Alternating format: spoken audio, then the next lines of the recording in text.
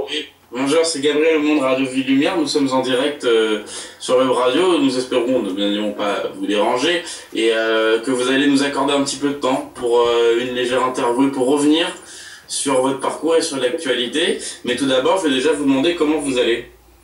Moi, très bien, très bien. Ça va très bien.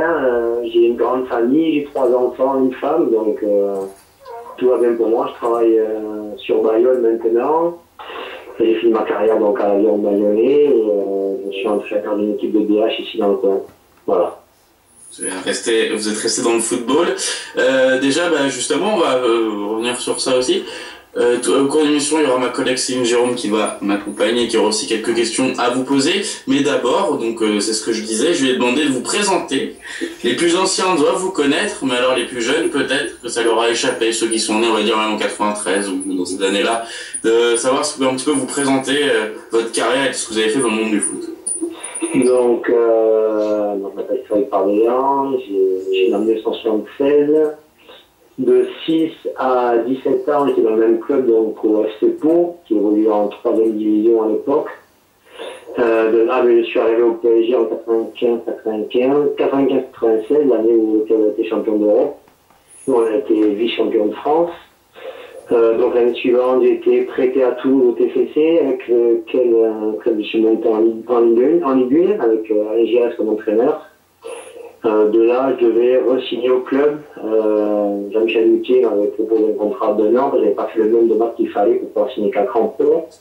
Et moi, en fait, j'avais choisi d'aller dans un club, donc au Mans, en Ligue 2, parce que j'avais pas tant joué que ça la première année au PSG, où j'avais fait un match titulaire contre Auxerre, qui avait été champion de France cette année-là, et où moi, j'avais un peu failli à ma tâche de joueur, où on m'avait donné la confiance, je n'avais pas forcément répondu. Je pense que c'était plus un péché de jeunesse d'avoir vécu le match trop fortement avant de le jouer. Donc ouais, puis je suis tombé sur un joueur de qualité supérieure à la mienne. Donc ensuite je suis parti à Toulouse, j'ai été donc après au Mans. Du Mans je suis parti au Gazelle d'Ajaccio, avec lesquels je suis monté en Ligue 2. Mais on nous a refusé l'accession parce qu'il y avait une loi à l'époque qui interdisait à un club de moins de 100 000 habitants d'avoir 2 clubs professionnels dans le même sport. J'ai eu la chance d'évoluer dans ce club-là avec Pascal Meta, c'était un moment vraiment extraordinaire. Donc j'ai fait une 2e saison là-bas en nationale, du coup je suis parti après en Ligue 2 à Niort, où on a terminé 4e Ligue 2 et on a été en demi-finale de Coupe de la Ligue. Les 2 ans d'après je suis parti à Beauvais, la première saison on termine 5e Ligue 2, c'était le 4 premiers qui montaient, on était toute l'année dans les accessibles pour la Ligue 1 et puis l'avant-dernier match on perd notre place dans les 4 premiers. J'ai fait une 2e saison en Ligue 2, puis en fait, après, je suis rentré pas loin de ma région natale, donc à Bayonne, puisque je suis né à Pau, pour essayer de me rapprocher de ma fille, pour finir ma carrière, en fait, à l'Aviron Bayonnais. J'étais en CFA quand je suis arrivé, on est monté en national. On a fait 2 ans de national, et là, j'ai arrêté ma carrière parce que j'ai eu un petit souci de santé, et je peux basculer après sur autre chose aussi, parce que la vie ne s'arrête pas là. Et donc, voilà, où j'en suis, puis depuis, mais en fait, j'ai passé tous mes diplômes. J'ai mon DEF, pardon, le 2e plus haut diplôme, il n'y a qu'un diplôme au-dessus. Et à la fin de ma carrière, je suis passé adjoint donc à Bayonne, en CFA. On est monté en national. Moi, j'ai pris l'équipe réserve en CFA 2 pendant 2 ans. Et après, j'ai gardé la réserve qui est descendue en DH. Pendant 1 an, j'ai arrêté. Et puis, j'ai repris il y a 2 ans donc, au Génie d'Anglais, qui est un club voisin de Bayonne. Où l'équipe première est en CFA 2, on m'a proposé de prendre la réserve parce qu'il y a beaucoup de jeunes joueurs qui demandaient qu'à être formés. Et puis, ça fait ma 2e saison et ça se passe très bien pour l'instant. Voilà. Donc, ensuite, puis je travaille en fait à côté à la ville de Bayonne. Voilà. Tout un parcours de quelqu'un bien ancré régionalement. Alors c'est très intéressant, on va parler bien évidemment du PSG, puisque sur une radio parisienne, surtout au vu de l'actualité, surtout depuis hier soir. Mais moi je vais vous poser une petite question déjà qui est pour moi intéressante, pour bien évidemment suivre tout football amateur, que ce soit le national ou le CFA. Vous n'êtes pas sans savoir qu'évidemment, pour être de la région, vous êtes dans une région de rugby aujourd'hui, bien évidemment. Effectivement, pour avoir eu la chance une fois d'aller à Bayonne, on va dire, je me suis aperçu qu'à Real Sociedad et Bilbao étaient quand même assez populaires pour une région de rugby. Est-ce que c'est pas quelque chose qui manque finalement un petit peu quand même au Pays Basque ou on va dire à ce sud-ouest d'avoir un club professionnel aujourd'hui dans le football? Moi, c'est certain que ça manque parce qu'il y a quand même, en termes nombre de licenciés, le football est largement en tête par rapport à tous les autres sports. Le rugby est un sport très populaire, comme un peu le basket ici, mais le football est bien plus, enfin pas plus ancré, mais du moins au niveau licencié est beaucoup plus présent. Maintenant, oui, le Real Sociedad, l'Athletic Bilbao sont des clubs assez représentatifs du coin, parce que c'est le Pays Basque, c'est le Pays Basque français, le Pays Basque espagnol. La Real Sociedad, c'est un peu de 10 km, je précise. Ouais, voilà, c'est ça, c'est juste derrière la frontière. Donc, non, il y a beaucoup de personnes qui sont d'Andaï, même de Bayonne, de partout, qui sont ces choses dans ce club-là et qui vont voir des matchs le week-end. Alors, c'est sûr qu'il y a aussi un club dans le coin, voilà, d'un niveau Ligue 2, ça fait déjà quelque chose de bien. Je pense qu'il y aurait un fort public, parce que même côté les départements voisins, comme les Landes, il n'y a pas de club de haut niveau, c'est Mont-de-Marsan, je pense, le plus haut niveau. Donc le club le plus haut du coin, le plus proche, c'est Bordeaux, quoi. Et c'est vrai que là, je pense une capacité, déjà en termes de joueurs, parce qu'il y a quand même un vivier assez important, même si dans un coin, il y a beaucoup de choses intéressantes. Il y a le surf, il y a la montagne, il y a le ski, il y a tout ça. Donc les gens sont un peu dispersés dans tous les sports. Ce qui fait que certains petits talents, en fait, ne sont pas annulés que par le football ou que par le rugby. Donc il y a peut-être des choses qui se perdent un peu. Mais c'est vrai qu'il y a quand même une capacité dans le coin à avoir un club, je pense, de Ligue 2, parce que même le tissu économique, il y a quand même une région qui est populaire pour les vacances et tout, ça amène quand même de l'argent dans les villes et tout ça. Je pense qu'il va pouvoir faire un club de Ligue 2. Quoi. Mais oui, c'est une question intéressante qui n'est pas souvent soulevée. On parle beaucoup, vous savez, de ce deuxième club parisien, mais des régions un petit peu, je peux pas dire abandonnées, mais en tout cas par le professionnalisme ces derniers temps. Ça en fait partie, le Pays Basque. Enfin, on dit abandonné en France, parce que vous, comme vous le disiez, et je le rappelle pour ceux qui ne le savent pas, Anoeta, le stade de la Sociedad, c'est quoi, un quart d'heure en voiture depuis Bayonne, je pense, à peu près. Je dis ça de tête. Hein. Il y a 25 minutes, 25 minutes, 30 minutes maximum. Autant dire que quand on habite Torcy par le Parc des Princes, c'est beaucoup plus long, par exemple. Voilà. Je prends des exemples. Non, mais c'est intéressant justement, mais c'est aussi quelque chose de qualité. Est-ce que ça vous arrive d'aller voir la Real Sociedad? Moi, j'ai souvent été voir Bilbao, qui est encore plus loin, parce que quand j'étais à l'Aviron Bayonnais, on était en club filial de ce club-là, donc on a eu souvent l'opportunité d'aller voir même les entraînements, parce qu'on allait voir comment ça se passait là-bas dans la forme de formation. Et à la Real Sociedad aussi, j'ai été 2-3 fois voir des matchs. Bien sûr que ça nous arrive d'aller les voir, parce que pour voir entre guillemets du haut niveau, le plus proche c'est là. Donc c'est 2 heures de route et ça fait quand même plus long. Et l'ambiance est un petit peu différente quand même. C'est un peu plus festif du côté espagnol. Mais bon, après, si on veut voir des matchs de haut niveau, ouais, on en a bien moins que Bordeaux. Et c'est pas dans le championnat français malheureusement. Oh, malheureusement, ou certains vous diront heureusement, dans le sens que le football espagnol est un petit peu plus élevé, et le championnat espagnol depuis quelques années. Et malgré tout, les résultats de la Real Sociedad et de l'Athletic Bilbao sont très loin d'être mauvais ces dernières années aussi. Non. Après, bon, au niveau du terme de niveau de championnat, je ne suis pas certain que le niveau du championnat espagnol soit beaucoup plus élevé. Il y a des équipes bien plus fortes, comme le Real, toutes ces choses-là. Le jeu est sûrement plus attrayant par rapport à cet envie d'aller tout le temps vers l'avant. Mais je pense qu'en France, il y a un niveau très important parce que les clubs sont beaucoup plus structurés tactiquement au niveau des équipes et tout ça. Donc, le niveau, je pense qu'il est équivalent dans les championnats. Simplement, ça fait beaucoup plus envie d'aller voir des matchs où il y a 4-5 buts que des matchs où il y en a 0 ou 1. Donc, c'est ça peut-être qui crée la différence dans la tête des gens. Mais après, oui, c'est vrai que malheureusement, je pense pas. Je pense que toute région, s'il y avait un club important dans chaque région, ça serait le top, ou 2 clubs. Quoi. Parce que c'est important d'avoir une identité forte dans un sport qui est reconnu mondialement. Et je pense que ça donnerait beaucoup de choses ici. En tout cas, je pense. C'est ma façon de voir les choses. Oui, évidemment, c'est quelque chose de particulier. Bon, allez, quitte à être un peu imaginatif, si aujourd'hui, est-ce que c'est envisageable si un jour un club comme Bayonne est en Ligue 1 de jouer à Anoeta? On sait qu'en rugby ça s'est fait, les derbies là-bas. Oui, mais après, je pense que si un club comme Bayonne monte en Ligue 1, je pense qu'il ferait leur stade. Le stade d'Ambogé ici pour le rugby est un stade magnifique pour le rugby, parce que c'est un public différent où on a peut-être un peu moins peur de ce qui se passe autour. Mais pense qu'il y aurait la capacité de faire quelque chose ici. Quoi. Je pense que, après, c'est sûr que ça besoin de l'argent pour ces choses-là, mais s'il y a un club ici qui vient en Ligue 1, que ce soit en Bayonne, Angers, Biarritz, ça fait des années qu'un seul club un jour, on ne sait pas s'il peut devenir. Mais je pense qu'à terme, si on va avoir une grande salle, peut-être qu'il ne faut pas ça, mais je pense que jouer à Noël, nous, on avait proposé carrément de jouer à l'Aviron. Donc, dans les 3 dernières années de joueurs, on a été en 8e de finale de la Coupe de France contre le PSG. Oui, oui, nous avions demandé à jouer à Noëta. Et donc, la fédération, ou du moins le comité de la Coupe de France, n'avait pas souhaité que ça se fasse comme ça. Donc, du coup, on a dit, quitte à vivre dans un stade quelque chose d'intéressant, on a qu'à monter au Parc des Princes. Puis on avait demandé à jouer là-bas, alors qu'on avait bien expliqué qu'il y avait bien des clubs de rugby de top 14 qui allaient jouer leur match là-bas, que tout était structuré autour pour être bien gardé, toutes ces choses-là. Donc ils avaient refusé ça, donc on était un petit peu déçus bien sûr, parce qu'on avait plus de public de chez nous. Mais donc voilà, alors après, est-ce que ça serait accepté? Je ne suis pas certain, puisque déjà pour ça, ils n'ont pas accepté pour un match exceptionnel. Donc, il y a Alexandre Devian qui avait voulu jouer à Genève au départ. Oui, c'est ça. Ouais, après, il y a des histoires aussi que la Suisse n'est pas l'Union Européenne, peut-être, qui peut changer, à la limite. Oui, peut-être. Après, est-ce que c'est pas garder chez nous les choses, ce qui est bien aussi, mais bon.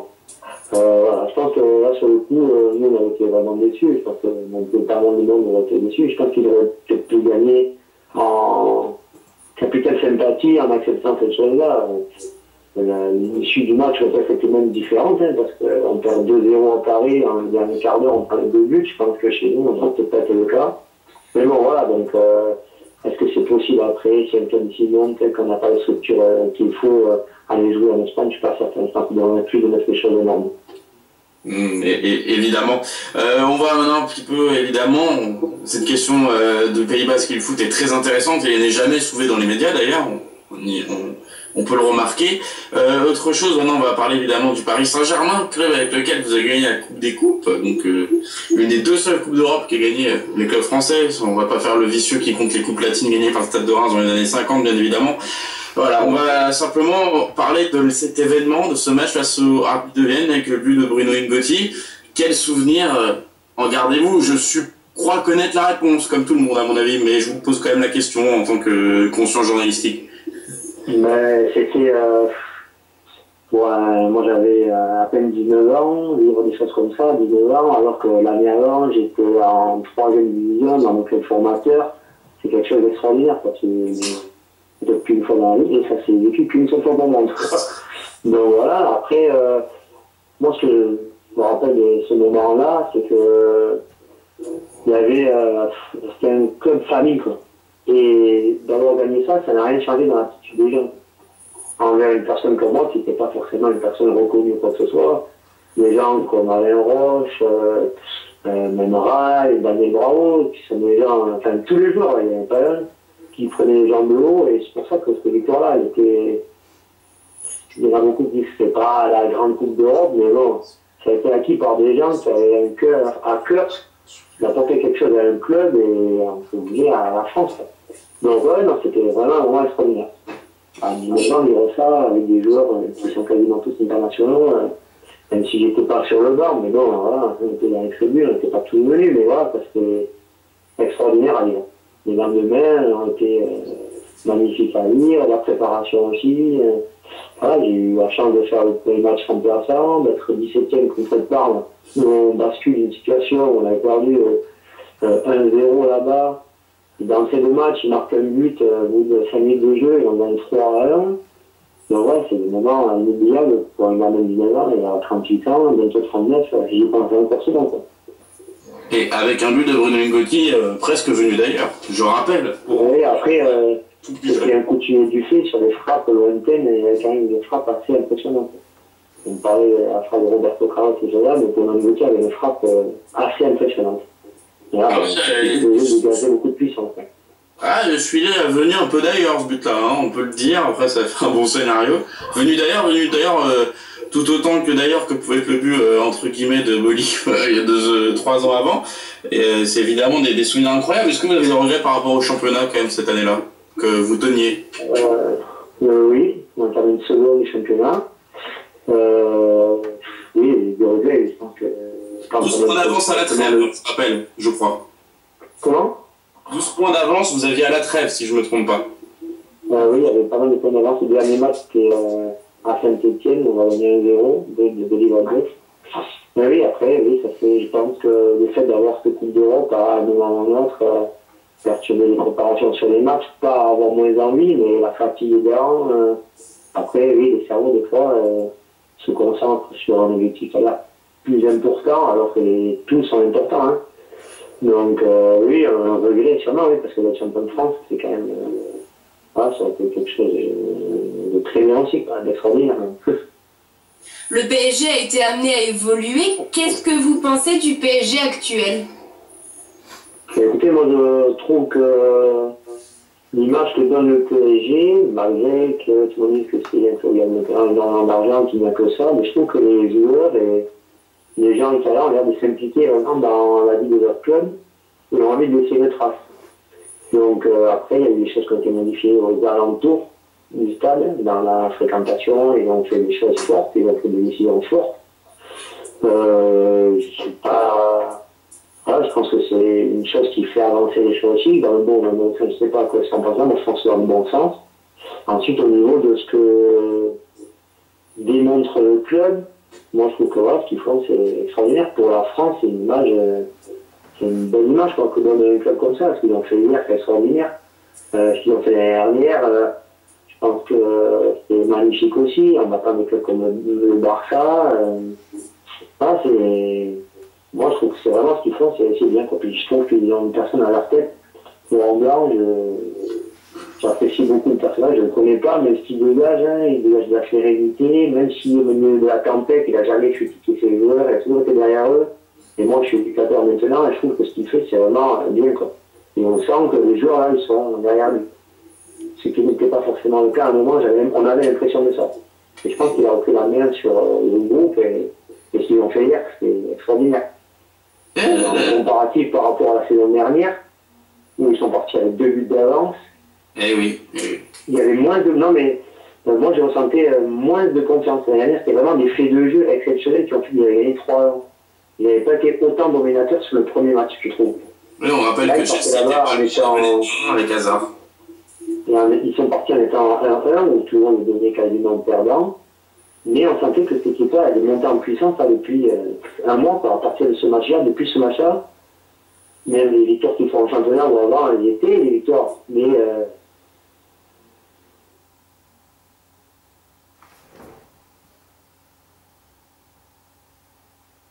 ils ont peut-être un peu égarés, mais on sent qu'ils sont vraiment montés en puissance. Et quand ils sont partis hier là-bas, moi, ils prennent le deuxième but, il y a aucun joueur d'entrée après dès qu'il est fait des minutes, il prend l'engagement, et de suite, ils ont une situation où ils se retrouvent très haut rapidement. On sentait que les gens les joueurs étaient motivés pour revenir en score et qu'ils n'ont rien pris sur la tête, qu'ils étaient vraiment sereins. Et quand on écoute Laurent Blanc, j'écoutais tout à l'heure l'émission, il disait qu'il a senti les joueurs sereins, quoi, à la mi-temps, même s'il était à 10 et tout ça. Mais après, le club, il trouve qu'il prend une envergure exceptionnelle et je trouve que c'est que bien. Que bien. Ça peut être que bien. Ça peut que tirer le club vers l'autre. Quand même, une simple question à poser à un ancien comme vous. Comment vous réagissez quand il y a quelques temps, maintenant peut-être un an et demi, je dis ça de mémoire, Zlatan Ibrahimovic dit qu'il n'y avait rien avant le PSG. Est-ce que ça vous met pas bien? Est-ce que ça vous énerve comme ancien joueur qui a gagné une Coupe d'Europe avec le Paris Saint-Germain? Non, ça m'énerve pas du tout. Ça m'énerve pas du tout parce que je pense que c'est dans le personnage qui est comme ça, il a un fort caractère. Moi, en tout cas, ça ne m'atteint pas. Et puis, j'écris une page peut-être même super importante qui peut devenir la plus importante du club. Donc après, chacun va lui dire ça porte encore une fois, mais je pense que c'est plus de la communication que franchir sur le passé d'un club. Je ne pense pas qu'il ait cette nature-là. On le voit, je ne te trompe pas ou quoi que ce soit, j'ai l'impression que cette personne-là a une carapace qui se forme en ayant cette façon d'être, mais je ne pense pas que ce soit une mauvaise personne. Et que ce qu'il a dit, je ne pense pas que ce soit pour enterrer ce qu'il y a eu avant. C'est plus pour mettre en avant ce qui se passe en ce moment depuis qu'il est là, quoi. Et puis bon, il joue son jeu aussi, hein. Et ce qui fait aussi que les gens l'apprécient aussi. Ah, il y en a qui l'apprécient pas, mais ce qu'il fait sur un terrain, s'il n'a pas ce charisme-là, c'est difficile de pouvoir le faire. Ces dernières années, le PSG a franchi les quarts de finale de la Ligue des Champions. C'est également le cas avec la qualification hier soir. Mais est-ce que le PSG va encore s'arrêter en quart ou est-ce qu'il peut aller plus loin? Alors là, je pense qu'il peut aller plus loin. Maintenant, encore une fois, 8 clubs de niveau exceptionnel. Donc, ça va jouer à des détails. Comment le tirage qui ressort, est-ce qu'ils seront chez eux, le match aller, le match retour, comment ils vont vivre le fait que Zlatan ne soit pas là. Je ne pense pas que ça soit un énorme problème, même si je pense que c'est pour moi le meilleur joueur qu'il y a dans l'équipe. Qui peut être le meilleur quand il est en pleine forme, mais voilà, ils ont bien prouvé en étant en 10 qu'ils peuvent s'en sortir, donc le tirage sera important. Et après, je pense que la France des matchs comment elle va le faire, mais en battant Chelsea, qui pour moi a marché sur l'eau jusqu'à un mois et demi de ça, ils étaient en championnat exceptionnel, ils étaient réussis partout, ils avaient quasiment 0 match. Voilà, ils étaient un peu moins bien, ils ont su profiter de ce moment-là, mais parce que eux ont fait les choses, pas parce que l'équipe en face était mauvaise, c'est parce que Paris a fait ce qu'il fallait pour s'imposer. Moi, je pense que tout est possible, et je pense même qu'ils peuvent aller au bout d'une compétition comme celle-là parce qu'ils ont su aller chercher les forces. Peut-être qu'ils n'auraient pas pu les faire l'année dernière, parce qu'encore une fois, en découverte collective totale. Alors, ensemble, là, ils ont appris à se connaître tous. Il y a, voilà, pas tant de changements que ça. Puis il y a des joueurs comme Rabiot qui viennent derrière, qui rentrent dans le match comme hier et ne déparlent pas du tout. Pastore, qui pour moi cette année est le meilleur joueur qu'il y a sur le terrain et qui est vraiment exceptionnel dans tout ce qu'il fait, que ce soit offensivement ou défensivement. Moi, je pense qu'il peut aller très loin.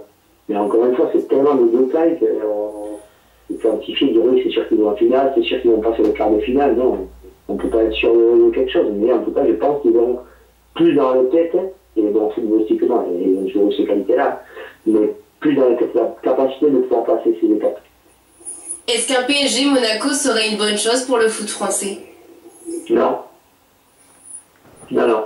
Je pense qu'ils soient les deux sur 2 matchs différents, ça les fait avoir la chance d'avoir 2 clubs qui passent. Parce que c'est sûr que s'ils se rencontrent sur un club qui passe, mais voilà, ça ferait tuer l'heure, et voilà, avoir la chance contre un autre club, c'est peut-être différent. Quoi. On a 2 chances d'en avoir une équipe qui passe, qui sont sur 2 tirages différents. Maintenant, c'est pas fini encore le match de Monaco, même si c'est certain qu'ils vont faire quelque chose d'exceptionnel, mais c'est pas fini, c'est Arsenal quand même en face. Donc, faut pas. Il faudra qu'ils viennent avoir un match où ils ne vont pas perdre, et puis derrière, c'est sûr que pour moi, je pense qu'il faudrait qu'il y ait 2 tirages différents. Après, bon. On voit quand même que les clubs anglais sont en souffrance un petit peu. Oui, ils sont en souffrance parce que je ne sais pas si l'identité des clubs anglais reste, car il y a quand même beaucoup de joueurs de nationalités différentes. Alors, l'entourage reste au niveau de ce qui est public, tout ça, tout ce qui qu'ils ont, avant d'aller chercher des choses. Mais après, voilà, à un moment ou à un autre, quand on a la difficulté, est-ce qu'on s'identifie à ces clubs-là? Je ne suis pas certain que ça soit dans le tête de tous les jours. Parce qu'à un moment ou à un autre, il y a plus la carrière individuelle qui rentre en jeu que de se saigner pour un club. Voilà, maintenant, mais je ne suis pas certain que non plus, on dit que la Première Ligue, c'est le meilleur championnat. C'est le championnat qui dégage le plus de bénéfices, mais après, là aussi, c'est pareil, quoi. Il y a des très grands joueurs parce qu'il y a des versements beaucoup plus importants qu'en France, mais là aussi, voilà, il y a des matchs avec 5-6 buts quasiment tous les week-ends. C'est pas tous les week-ends, mais voilà, aussi, il y a des, je pense qu'un milieu de classement en Angleterre et un milieu de classement en France, je ne suis pas certain que ce soit sur l'Angleterre qui soit meilleur que celui qu'en France. Et comme on voit bien, les clubs qui sont en tête, le PSG bat Chelsea, Monaco bat 3-1 à l'Arsenal, on verra le match retour, mais voilà, je ne suis pas certain que la différence soit si importante que ça. Au niveau des noms, au niveau des structures, au niveau de la vie financière des clubs, oui, c'est différent, c'est un peu mais au niveau footballistique, je ne suis pas certain qu'il y ait une grande différence. Mais quel est selon vous le concurrent le plus sérieux, le plus dangereux dans cette compétition? Real Madrid. Pour moi, le Real ou le Bayern, pour moi, les 2 clubs qui sont difficilement touchés à la presse sur un match, si c'est que là rencontré en finale, sur un match, tout est possible. Mais sur 2 confrontations, je pense que ces cas-là sont très costauds. Pourtant, on a vu un Real en difficulté face à Schalke. On les a pas vus forcément aussi sereins que l'a pu être le Bayern ou le Barça jusqu'à présent. Mais justement, maintenant, ils sont prévenus encore plus difficiles, ce sera là. Parce que ils en sont arrivés avec une fleur physique, un peu de 2-0, là, c'est ça Ils avaient gagné 2-0 à l'aller, ils ont perdu 4-3. Ouais, 4-3 au retour. Ça, mais après, maintenant, ils ont dû sûrement avoir la fenêtre d'alarme tirée par l'entraîneur et toutes les gens qui les entourent. Donc, ils sont encore plus avertis. Je pense que là aussi, ils ont peut-être fait un complexe de supériorité en pensant que quand on va aller 2-0, ils pensaient que ça allait se passer comme une lettre à la poste. Mais c'est pas le cas de match qu'il faut jouer. Mais là, maintenant, ils sont prévenus. Donc, c'est certain que jusqu'à la fin, ils vont être attentifs à tout ce qui va se passer. On a vu le PSG engagé encore en Coupe de France, en Coupe de la Ligue, en Ligue des Champions et à la lutte pour le titre. Est-ce que justement ça pourrait avoir une influence et une gestion difficile pour le PSG? Je suis pas certain. Je pense que les joueurs qui sont des compétiteurs, l'entraîneur est un compétiteur, le club veut gagner beaucoup de choses. Quand on est dans la compétition, on reste dans l'état d'esprit compétitif. Donc après, s'il y a des week-ends, des matchs qu'on ne joue pas, des fois, on peut s'endormir cérébralement. Après, eux, ils restent en permanence dans la compétition. Donc, leur état d'esprit, leur façon de faire, ils sont tout le temps dans ce domaine-là. Donc, je pense que ça va pas les laisser ailleurs. Après, en plus, au niveau largeur de base, ils ont quand même du monde, quoi. Ils ont quand même des joueurs qui sont de qualité. Je pense qu'ils peuvent jouer sur les 4 compétitions. Alors, peut-être que ça va à un moment les desservir, hein. Mais au niveau de leur sérieux et au niveau de leur niveau de compétition, ils vont rester tout le temps dans ce rythme-là. Chaque match soit important. Et c'est ce que j'avais peur à un moment, quand on a été mené 2-1, que si ils étaient éliminés, en fait, ça aurait eu un impact sur le reste. Parce que les championnats, ils ne sont pas premiers, il faut encore gagner des matchs, il y a des matchs comme si c'était arrivé. Par contre, là, je suis certain que les mecs, ils vont être dans les chantiers, en permanence. Ils vont être tout le temps, jusqu'au prochain tour de Ligue des Champions. C'est sûr que les mecs, ils vont être à fond. Parce qu'ils veulent passer, ils veulent jouer ces matchs-là, ils veulent être présents sur le banc, sur la feuille, voilà, quoi. Donc, et puis je pense que Satan, lui, il ne sera pas, mais il sera à même avoir envie de prouver que c'est pas, qu'il n'est pas embêté à une conscience comme beaucoup de monde le dit, mais je pense qu'il va amener beaucoup sur les prochains matchs, parce qu'il va être un petit peu revanchard, et puis il a envie sûrement de remercier ses partenaires d'avoir qualifié le club pour la suite, parce que oui, il a un petit peu lâché, même si je pense que c'est pas mérité de carton rouge. Je pense qu'il va vraiment dur à prendre ces prochains matchs. Évidemment, ce sera quelque chose qu'on suivra de près. Écoutez, on va énormément vous remercier, mais juste avant de vous quitter, je vais juste rappeler les petits rendez-vous sur la radio avec Rémi Desbonnet, gardien de Nîmes, qui sera demain à 21h. Lundi 19h30 sera Benjamin Avgour, joueur de Dunkerque. Et pour les événements à suivre sur la web radio Ville-Lumière, et mardi ce sera Antoine Contat, joueur de handball à Créteil. Écoutez, on va énormément vous remercier de vous avoir accordé un petit peu de temps et d'avoir parlé notamment de votre expérience de vainqueur de la Coupe d'Europe, ce qui serait toujours important d'en convenir, notamment pour les joueurs actuels qui n'ont toujours pas gagné avec le Paris Saint-Germain, on le rappelle quand même. Et on va vous souhaiter que du bon en espérant vous avoir très bientôt à nouveau sur notre web radio. Sans problème, je vous remercie. Bonne soirée. Merci à vous. Bonne soirée. Au revoir. Au revoir.